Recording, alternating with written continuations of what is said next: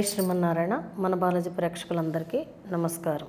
మీరు ఎంతగానో ఎదురు చూస్తున్న శ్రావణ మాసంలో వరలక్ష్మి వ్రతానికి మీకు కలర్ శారీ ఏం కలర్ కట్టుకోవాలి, ఏం కలర్ కట్టుకుంటే అదృష్టం అమ్మ, మేమేమో అమెరికా వెళ్ళిపోతున్నాం, అయితే పలానా చోటకు వెళ్ళిపోతున్నాం, మాకేమో జాకెట్లు కుట్టించుకోవాలి, కంగారు అనేసి మెసేజ్లు ఫోన్లు చేస్తూనే ఉన్నారు. అందు గురించే మీ అందరి గురించి నేను గమ్మునే చేస్తున్నానమ్మా. అయితే ఈ సంవత్సరం వచ్చేటప్పటికి మీకు ఇప్పుడు ఈ వీడియోలో అయితే మాత్రం వరలక్ష్మి వ్రతం శారీ ఇస్తాను. తర్వాత వీడియోస్ వచ్చేటప్పటికి మీకు 3 వారాలకి ఏ కలర్ కట్టుకోవాలి ఏంటి అన్నది నేను ఇస్తాను. అలాగే కొంతమంది తెలియని వారికి కలర్ శారీ కట్టుకుంటాం వల్ల అదృష్టమా అనేసి కొంతమంది ప్రశ్నలు వేస్తున్నారు. కాబట్టి ఇది మీకు ఎందుకు చెప్తున్నానంటే, మీరందరూ నన్ను అడుగుతున్నారు అమ్మ ఏ కలర్ కట్టుకోవాలి అని. ఈ వీడియో వచ్చిన తర్వాత మీరు కింద కామెంట్స్ రూపంలో మీరు తెలియచేయండి. మీరు కట్టుకున్న తర్వాత మీకు ఎలా ఉన్నది అన్నది కనుక చెప్పినట్టయితే అవతల వాళ్ళకు కూడా ఒక రకంగా చెప్పాలంటే ఉపయోగపడిన వాళ్ళం అవుతాం. ఎందుకంటే వాళ్ళు అదృష్టవంతులు అవుతారు కదా. ఈ సంవత్సరం వచ్చేటప్పటికి శ్రావణ మాసంలో ఏమిస్తున్నారమ్మా అని అంటున్నారు. ఈ సంవత్సరం వచ్చేటప్పటికి శ్రావణ మాసానికి రంగనాథుడి కాయను మీకు ఇస్తున్నాను. అయితే శ్రావణ మాసం నెల రోజులు మీ గోత్రనామాలతో పూజ చేసి మీకు ఇస్తున్నాను కాబట్టి మీరు ముందుగానే బుక్ చేసుకోండి. నెల రోజులు గోత్రనామాలతో పూజ చేయాలంటే ఒక్క ఇంటి యజమాని గోత్రం, ఇంటి యజమాని పేరు అయితే సరిపోతుంది. మీరు మొత్తం అందరికీ పంపించొద్దు. అలాగే మీకు వచ్చేటప్పటికి ఈ నెల 22 వరకే కాయిన్ అనేది బుక్ చేసుకుంటాం జరుగుద్ది. ఎందుకనంటే ఆ కాయిన్ తయారు చేయించాలంటే కొంచెం టైం పడుతుంది. కాబట్టి మీకు ఈ నెల 22 వరకు ఎవరైనా సరే కావాలి అని అనుకుంటే బుక్ చేసుకోండి. అలాగే మీ గోత్ర మాసం అయిపోయి భాద్రపద మాసంలో వినాయక చవితి అయిన తర్వాతే నేను మీ అందరికీ పంపిస్తాను. మీరు చూస్తున్నది ఇది అంతా కూడా శ్రావణ మాసంలో మనం పూజించుకునే నాణ్యమైన పూజా ఐటమ్స్. కాబట్టి ఇవి శ్రావణ శోభ కిట్ మనందరికీ తెలిసినవే. కాబట్టి మీకు ఇవన్నీ కావాలి అని అనుకుంటే కనుక తెప్పించుకోండి. ఇవి అన్నీ కూడా ఈ నెలాఖరు కల్లా మళ్ళీ క్లోజ్ చేసేస్తారు. ఎందుకంటే మళ్ళీ ఇవన్నీ ప్యాకింగ్ చేసి ఇవన్నీ చేసి మీకు పంపించాలి కాబట్టి. అలాగే చిన్న కిట్కి వచ్చేటప్పటికి ఈ నెగిటివ్ ఎనర్జీ బ్యాండ్ అని పంపిస్తారు.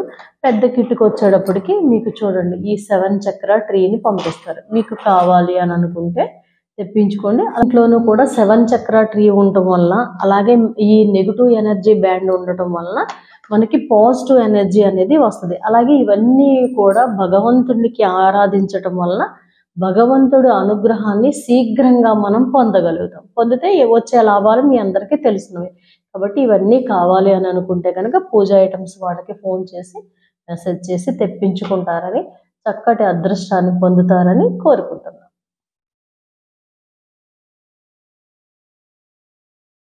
కలర్ శారీ కట్టుకుంటాం వలన నిజంగా చాలా అదృష్టం పొందుతామమ్మా. ఎందుకని అంటే కొన్ని కలర్స్లో ఇప్పుడు లక్ష్మీదేవిని ఆరాధిస్తున్నాం అనుకోండి, నలుపు చీర కట్టుకుని ఆరాధించిన, నీలం కలర్ చీర కట్టుకుని ఆరాధించిన, బూడిద రంగు వర్ణంతో ఉన్న గ్రే కలర్ శారీ కట్టుకుని ఆరాధించిన చాలా రకాల కష్టాలు పడాలి. అలాగే వెంకటేశ్వర స్వామి దర్శనానికి వెళ్ళేటప్పుడు నలుపు బట్టలు కట్టుకుని కనుక మనం వెళ్ళినట్టయితే స్వామి అనుగ్రహానికి కొంచెం మనకి ఇబ్బంది కలుగుతుంది అనేసి నేను గత వీడియోలో కూడా మీకు నేను చెప్పడం అనేది జరిగింది. ఇది చాలామంది చెప్పారు. అందు గురించి కలర్ థెరపీ అని కూడా ఉంటుంది. మన మీద ఆ కలర్ అనేది పడి దాని నుంచి వచ్చిన ఎఫెక్ట్ వలన మన బాడీలో అంటే పాజిటివ్నెస్ కానీ నెగిటివ్ కానీ కొన్ని గ్రహాలు అనుకూలత కానీ లేదంటే ప్రతికూలత కానీ ఇవన్నీ ఉండటం జరుగుతాయి. కానీ ఇవన్నీ మనం చెప్పుకోకపోయినా ఆడవాళ్ళం కాబట్టి చీరలంటే చాలా ఇష్టపడుతుంటాం. కాబట్టి మనం కంపల్సరీగా వరలక్ష్మి వ్రతం అందరూ చేసుకున్నప్పుడు ఈ చీర అమ్మవారికి పెట్టి ఈ చీర కట్టుకుంటే మీ అదృష్టం అని ఏనాడో చెప్పడం జరిగింది. కట్టుకున్న వాళ్ళందరూ చాలా బాగుందమ్మా అనేసి అంటున్నారు. అది నిజం. అలాగే ఈ రకంగా కొంతమంది పాపం కొన్ని డౌట్లతో అడుగుతున్నారు కాబట్టి మిమ్మల్ని కామెంట్స్లో తెలియచేయమంటున్నాను. అలాగే ఈ సంవత్సరం వచ్చేటప్పటికి మనం కట్టుకోవాల్సిన కలర్ ఏంటి అంటే ఆరెంజ్ కలర్ అండి. ఆరెంజ్ కలర్ మీద మీకు బ్లాక్ తెలిసిన విషయమే కదా, బ్లాక్ కానీ గ్రే కానీ వంగపండు రంగు కానీ ఇలాంటి అంటే చుక్కలు కానీ ఇలాంటివి ఏమీ లేకుండా డిజైన్స్ లేకుండా తీసుకోండి. ఆరెంజ్ కలర్ కనుక కట్టుకున్నట్టయితే ఈ సంవత్సరం చక్కటి అదృష్టాన్ని మీరు సొంతం చేసుకోగలుగుతారు. అందులోనూ ప్రతి విషయంలోనూ కూడా ఒక రకంగా చెప్పాలంటే ఏదైనా సరే చాలా జాగ్రత్తగా పరిశీలించి అమావాస్యల గురించి అయినా పౌర్ణముల గురించి అయినా మీకు తెలియచేస్తున్నాను. అలాగే దీన్ని కూడా అంతే. ఎందుకని అంటే కొంతమంది అంటున్నారు, అమ్మ ఒక రకంగా చెప్పాలి అని అంటే ఇప్పుడు ఈ అదేంటి బ్లాక్ కానీ ఇవి కానీ ఎక్కువ శాతం లేకపోయినా తక్కువ ఉంటే కట్టుకోవచ్చా, మరి మీరు ఈ కలరే చెప్తున్నారమ్మా అనేసి అంటున్నారు.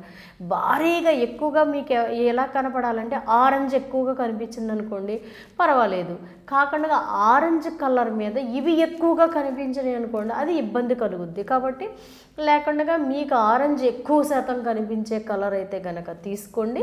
అలాగే అమ్మవారికి పెట్టుకునేది కూడా మీరు ఏం చేస్తారంటే ఆరెంజ్ కలరే తీసుకోండి.